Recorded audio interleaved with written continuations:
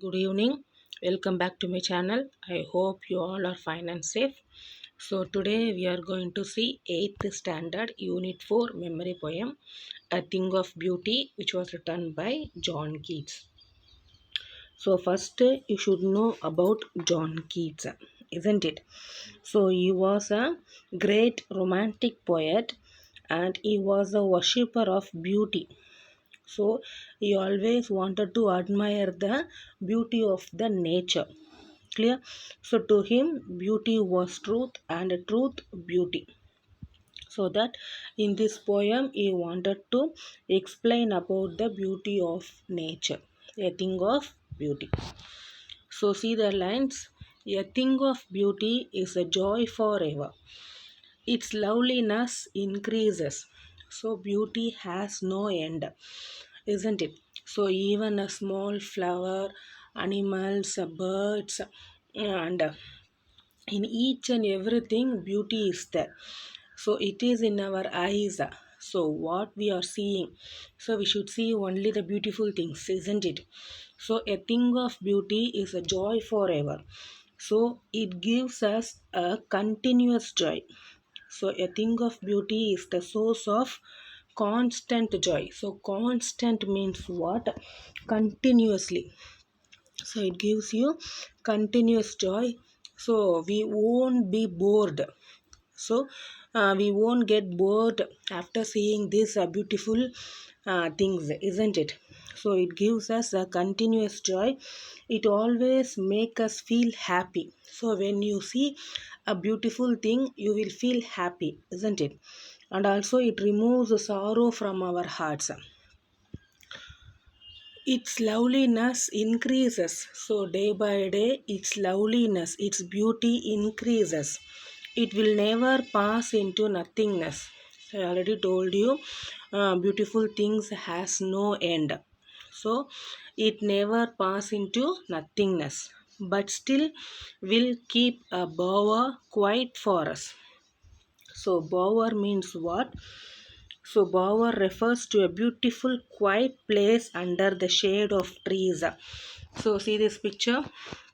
How beautiful it is, isn't it? So, one chair is there. So, it's surrounded by leaves and grass and then beautiful flowers. So, how will you feel when you enter into that place?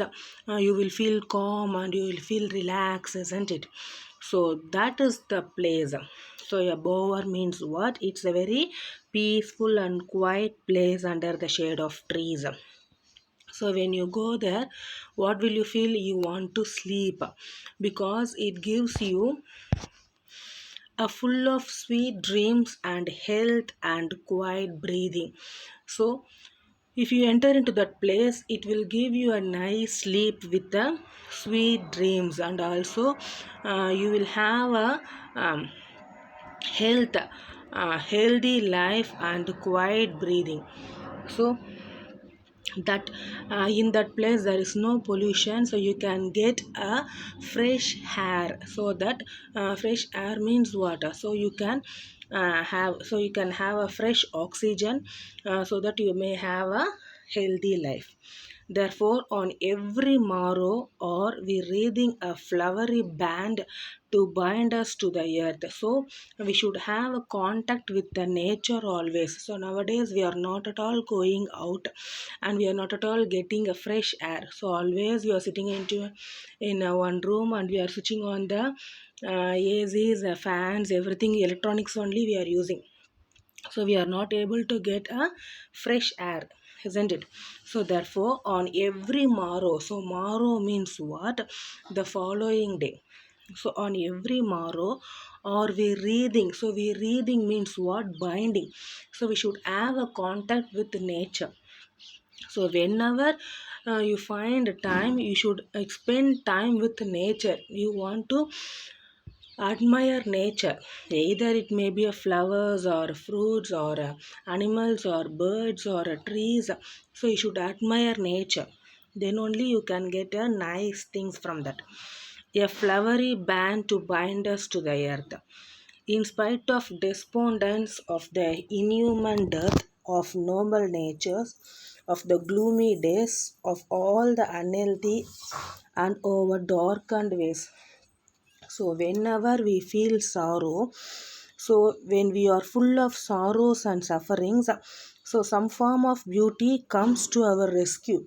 So, if you are sad, if you are sorrow, so if you don't have any source to rescue means you should have a contact with nature, so that nature itself, that loneliness itself gives you a rescue for that. It removes the pall of sadness and sorrows and gives us joy and pleasure. So that nature has that power. So it removes our sadness and sorrows and gives us joy and pleasure. Clear? So despondent means what? Loss of hope or courage.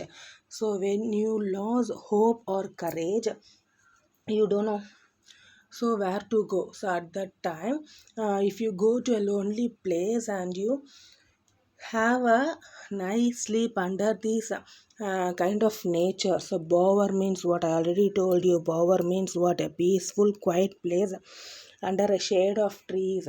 So that itself gives you a rescue. So that itself gives you a joy and a pleasure. Made for our searching, yes, in spite of all, some shape of beauty moves away the pall from our dark spirits. So, dark spirits means what? Negativity. So, we have lots of negativity. So, if you want to improve positiveness, you should have a contact with the nature. Some shape of beauty moves away the pall. So pall means what? Covering. So we are when we are covered with the sorrows or when we are covered with the sadness, nature has that power to remove that all. Such the sun, the moon, trees old and young, sprouting a shady boon for a simple sheep, and such are daffodils with the green world that live in, and clear rills that for themselves a cooling convert make, gained against the hot season, the mid forest break. So these are all the things. So the poet used what are all the things? The sun, the moon, the trees of old and young, sprouting a shady boon for simple sheep, and such a daffodil. So daffodil is a kind of flower. See this picture. So that is the daffodils. So such a daffodils with a green world that they live in, and clear rails. So clear rails means what? See this picture. So that is a clear rails that for themselves a cooling convert make against the hot season. So when you enter into that place, when you enter into that nature, so even the hottest season will become cool. So it has a power to change the season also. So whenever it's a hot season, where we will go, so we will go to the hilly stations, isn't it? Side like Ooty or Kodaikanal. Why we want to have a fresh air? So for that only we are moving to that hill place. The mid forest break, rich with the sprinkling of fair musk rose blooms.